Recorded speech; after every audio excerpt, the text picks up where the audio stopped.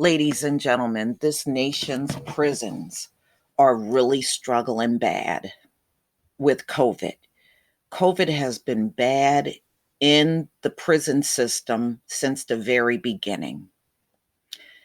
And it's the same way that you see it outside of the prison. You have a lot of people that are suffering with COVID. How do you social distance inside of a prison? You can't. You couldn't do that even if you are a guard or even if you were um, a nurse. How do you socially distance in a prison? It doesn't matter if you're the prisoner or your staff. You can't do it. And see, most of the nation's businesses and stuff, they're not made for social distancing. It's just not. So I'm not surprised to see how bad it's gotten. And ladies and gentlemen, the prisons is another place where many public health care workers are walking away. They don't want these jobs anymore. Everybody is getting sick. And that is going to be the next biggest thing in this country. And it's happening right now. There are locations in the country with a nursing shortage, and that's only going to get worse. So I'm going to go ahead and play the audio to this article from the Wall Street Journal. Trying to keep COVID-19 at bay in nation's prisons presents a challenge. Coronavirus has continued to spread throughout prisons, despite officials taking a host of drastic measures to stem it. By Talal Ansari. November 27, 2020, 10:31 a.m. Eastern Time. 8 months into the coronavirus pandemic, prisons across the country are still grappling with how best to control a virus that is intensifying nationwide. The coronavirus has continued to spread widely in detention facilities, despite officials taking a host of measures to stem it. Prisons have released thousands of inmates to ease overcrowding, stepped up health screenings among visitors, and adopted protocols from the U.S. Centers for Disease Control and Prevention, such as mask wearing for inmates and staff. The number of infections inside the nation's state and federal prison systems has varied over the past 6 months, largely mirroring the nationwide spread. Between April and June, prisons recorded an average of 17,700 new cases a month.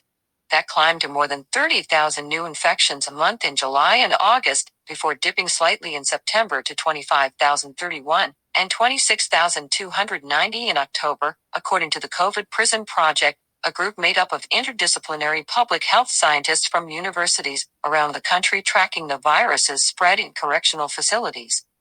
Through mid-November, the U.S. prison system has already recorded more than 20,000 cases, putting it on track for the highest number of monthly cases since the pandemic began. Reporting standards vary among institutions and localities, meaning the exact number of infections could be higher.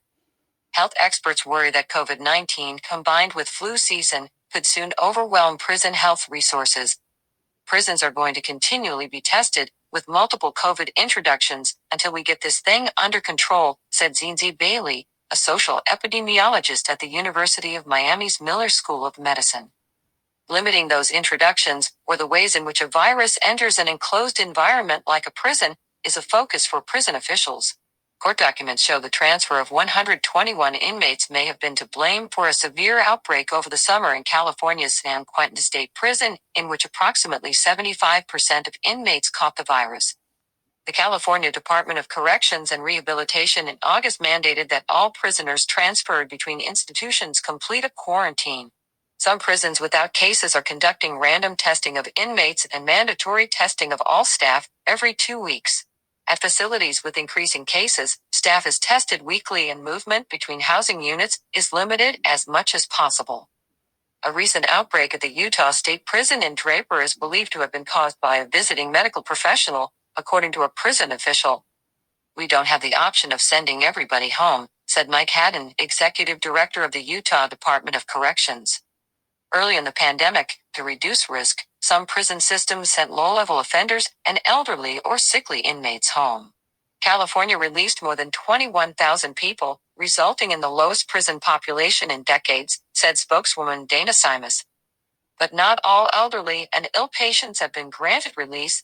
Gloria Taylor, who was serving a life sentence for drug offenses at Homestead Correctional Institution in Florida, was hospitalized with COVID-19 in April. Her roommate in the hospital, also an inmate, eventually died, Ms. Taylor said. A request for conditional medical release for Ms. Taylor was rejected by the Florida Department of Corrections in May. Ms. Taylor's attorney, Me Angel Cody, fears her 64-year-old client, who has HIV, could be susceptible to reinfection. Ms. Cody is the founder of the Decarceration Collective, a law firm funded in part by Kim Kardashian West that is dedicated to the defense of federal prisoners serving life sentences for nonviolent drug offenses. There's nothing in place to keep her safe, Ms. Cody said of Ms. Taylor. The Florida Department of Corrections said it is following all CDC safety guidelines for correctional facilities.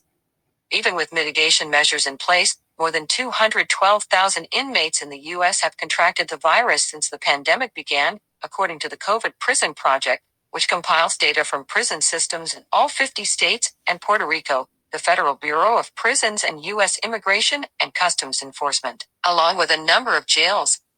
Inmates have been infected at a rate that is more than 4 times higher than that of the general population, data from the COVID Prison Project shows. Despite that, the case fatality ratio, or the percentage of coronavirus cases that are fatal, is lower among inmates than the broader population. A total of 1,491 inmates have died since the start of the pandemic, which puts the case fatality rate at about 0.7%. That figure is at 2.1% for the U.S. as a whole.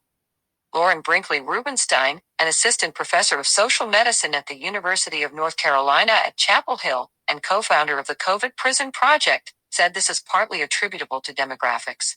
Although the prison population is aging, overall it skews younger than the broader population. However, amid this latest surge, Dr. Bailey of the University of Miami said, hospitalizations and fatalities are likely to rise, given the prevalence of comorbidities such as hypertension or diabetes among inmates. COVID-19 poses more risk to people with chronic illnesses. Dr. Bailey said prisons should take broader steps to reduce crowding. Avoiding jailing those who are unable to pay cash bail, especially those with comorbidities, would also help alleviate the spread, she said. But outbreaks continue to plague other parts of the nation's system, including at 2 upstate New York prisons in mid-October. In Montana, the state's Army National Guard was deployed last month to assist with an outbreak in the prison system. In Utah, which has reported 952 infections to date at the prison in Draper, Mr. Haddon said the state had been lucky to avoid an outbreak until this point. We knew eventually our number would be called, he said. Boy, I tell you, it is just getting from bad to worse. But if you work in the prison system and you're exposed to a lot of inmates, please be careful. You know, it is not safe. A lot of people that are doctors and nurses are now refusing to go in these facilities, and the nursing shortage is about to get worse in 2021. So, y'all, please tell me what you think. Please leave your comment and subscribe. Don't forget to hit on the notification bell, and I'll see you on the next video. Peace, family.